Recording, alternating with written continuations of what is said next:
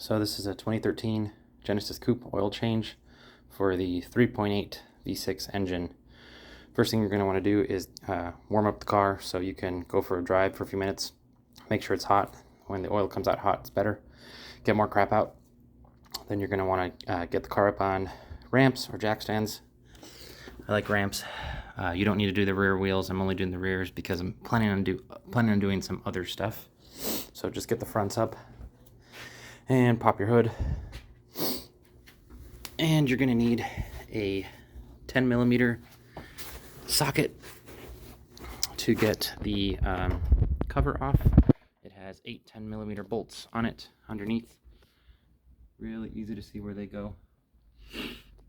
You got 3 in the front, 2 in the middle, and 3 in the back.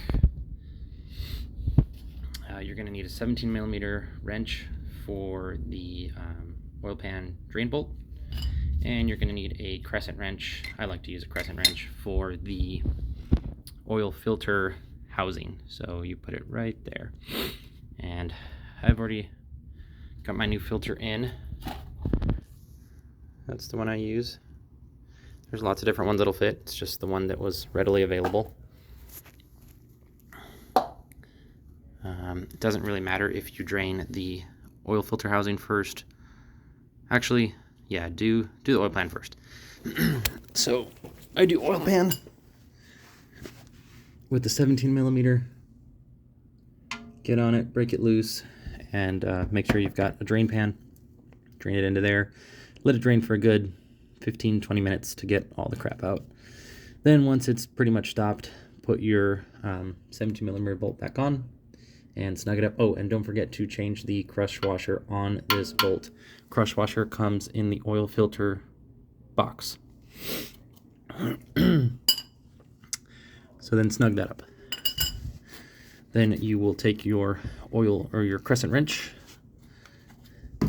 and you will bust loose your oil filter housing. I already did that. Let it drain. Take this cartridge out. You just pull it and put the new one in. Also make sure you change this O-ring. It's hard to see, but there's an O-ring here. This O-ring comes also in the oil filter box. So O-ring in the box and crush washer for the drain bolt in the box. Then you want to screw your oil filter housing back on. I won't snug it up right now for the purpose of this video to be faster, but you're going to want to get the crescent wrench on it and snug it all the way up until the lip meets the housing. And you don't need to crank on it really hard or anything. And once you've done all that, you are going to get a funnel and put your new oil in. It calls for 5W30. I like to use the Costco brand. It's a very good deal, and it's full synthetic. Comes in a pack of 2 5-quart jugs. Super good deal. I think the Genesis calls for like 6 quarts, like just barely over 6 quarts, I believe.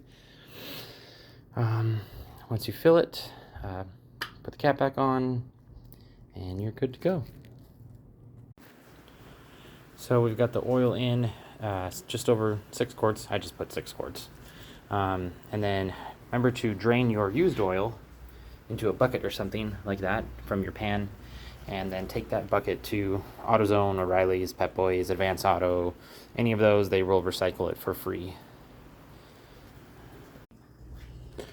Alright, so to do a transmission flush on a 2013 bk2 Genesis Coupe with the V6 engine, you're going to want to jack up the car level. So jack up all 4 tires. You can do 4 jack stands, or you can do 2 ramps and 2 jack stands like I'm doing, as long as it's pretty level. It doesn't need to be perfect, but needs to be level. You don't want the car like that or like that.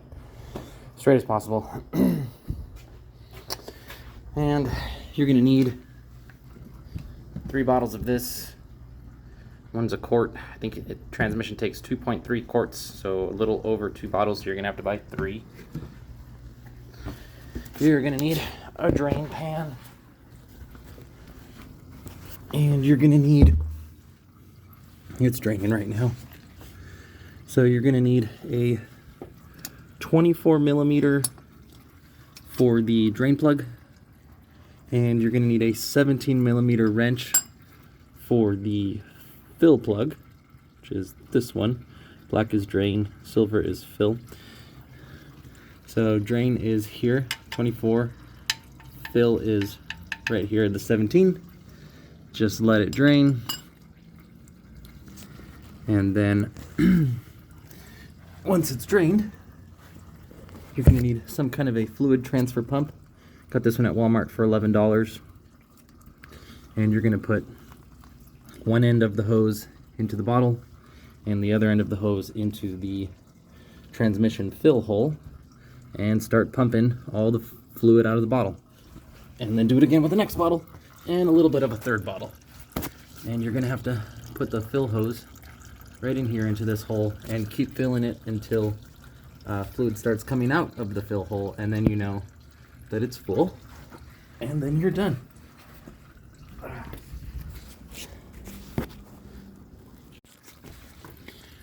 One thing I forgot to mention is the gear oil smells so good. It smells like garlic or cheeseburgers or something. I've always loved the smell of gear oil.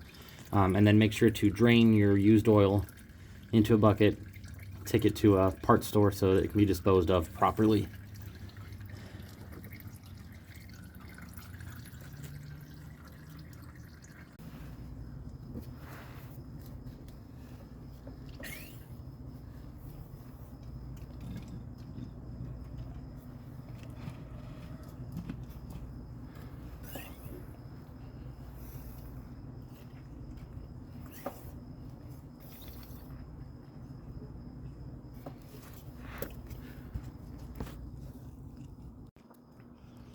Alright guys, and last we have the rear diff oil drain and fill on a 2013 Genesis Coupe bk2 with the V6 engine, the 3.8 motor.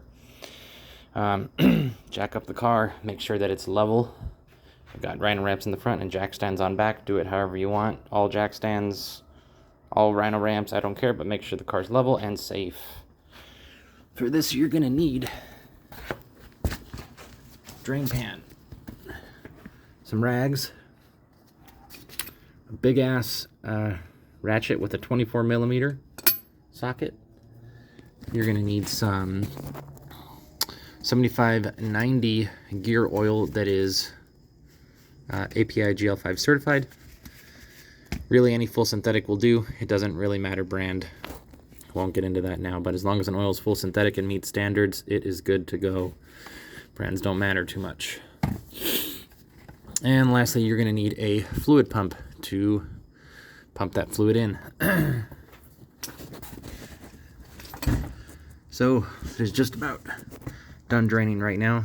They're both 24 millimeter plugs. There's the drain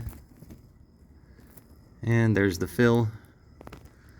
Fill is up there, drain is there. Once it's all done, you're going to put the drain plug back in, and then you're gonna connect your fluid pump, one end inside the bottle, and the discharge end of the fluid pump is gonna go into the fill hole. Now this only takes 1.48 quarts, basically 1.5 quarts, so it's not a ton. That's why I only bought 2 bottles.